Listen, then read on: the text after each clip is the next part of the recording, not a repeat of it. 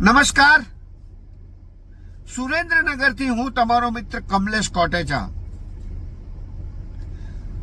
ગુજરાતમાં સ્માર્ટ મીટરનું તરકટ જે દિવસે સરકાર દ્વારા અને વીજ કંપની દ્વારા લાવવામાં આવ્યું તે દિવસથી જ અમારી ટીમે સ્માર્ટ મીટર વિરુદ્ધની લડત ચલાવી છે, ચળવળ ચલાવી છે.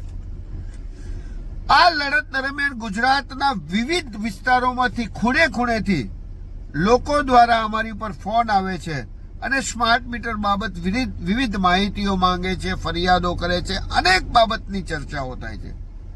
પણ આ તમામ ફોનનો જો મુખ્ય નિષ્કર્ષ હોય તો એ મુખ્ય 3 પ્રશ્નો છે જેની હું આપ સાથે ચર્ચા કરવા માંગુ છું અને એનો વિડીયો બનાવવાનો પ્રયત્ન કરું છું.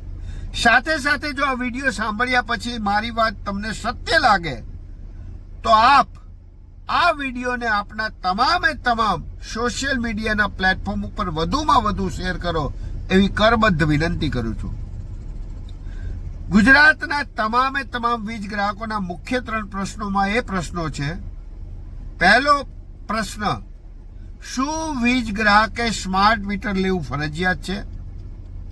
પ્રશ્ન નંબર 2, સ્માર્ટ મીટરથી વીજ ગ્રાહકને શું નુકસાન થાય? પ્રશ્ન નંબર 3, જો વીજ ગ્રાહકે સ્માર્ટ મીટર ન જોઈતું હોય તો શું કરવું જોઈએ? આ 3 પ્રશ્નની ચર્ચા હું મારી સમજણ મુજબ કરવાનો પ્રયત્ન કરું છું. પહેલી વાત, સ્માર્ટ મીટર ફરજિયાત નથી. વીજ ગ્રાહકની ઈચ્છા ન હોય તો વીજ ગ્રાહક સ્માર્ટ મીટર ન નખાવે. સ્માર્ટ મીટર નખાવવું મરજિયાત છે. બીજી વાત, સ્માર્ટ મીટરથી શું નુકસાન જાય? તો સ્માર્ટ મીટરથી અનેક નુકસાનો જાય છે, પરંતુ મુખ્ય 2 નુકસાન અને મુખ્ય 2 વાત કે જે વીજ કંપનીઓ અત્યારે તમારાથી છુપાવે છે એ હું તમને જણાવવા માંગુ છું. વીજ કંપની એવું કહે છે કે આ તમારું મીટર અને જૂના મીટરમાં કંઈ ફેર નથી. આ મીટર પણ પોસ્ટપેડ મીટર છે. આમાં પણ તમારે પહેલા બિલ આવતું હતું એ મુજબ જ બિલ આવશે. તો આ વાત હાલ પૂરતી સત્ય છે, કાયમી સત્ય નથી. આ સ્માર્ટ મીટર એ પ્રીપેડ સ્માર્ટ મીટર જ છે.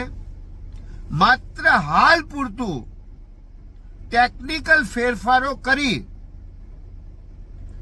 આ સ્માર્ટ મીટરને પોસ્ટપેડ સ્માર્ટ મીટર બનાવ્યું છે. વીજ કંપનીના ટાર્ગેટો પૂરા થતાની સાથે જ આ સ્માર્ટ મીટરને પાછું પ્રીપેડ સ્માર્ટ મીટર કરી દેવામાં આવશે. એટલે કે વીજ ગ્રાહકે પહેલા વીજ પૈસા ભરવાના ને પછી વીજ કનેક્શન મળશે. એ પ્રકારનું પ્રીપેડ સ્માર્ટ મીટર કરી દેવામાં આવશે. બીજી અને અતિ મહત્વની બાબત, જૂનું મીટર અને નવા મીટરનો ફેર.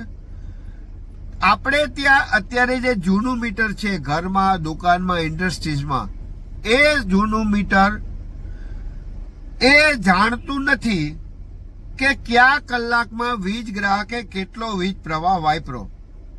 આ નવું મીટર છે એ કયા કલાકમાં વીજ ગ્રાહકે કેટલો વીજ પ્રવાહ વાપર્યો એ આઈડેન્ટિફાઈ કરી શકે છે. એટલે આવનાર સમયમાં વીજ કંપનીએ જુદા કલાકોના જુદા ભાવ નક્કી કરવા છે. એટલા માટે વીજ ગ્રાહકને ત્યાં આ વીજ મીટર નાખી દેવાની ઉતાવળી છે, તાલાવેલી છે અને દબાણ કરે છે. પીક અવરના ભાવ વધારે, જે પીક અવર ના હોય એના ભાવ ઓછા.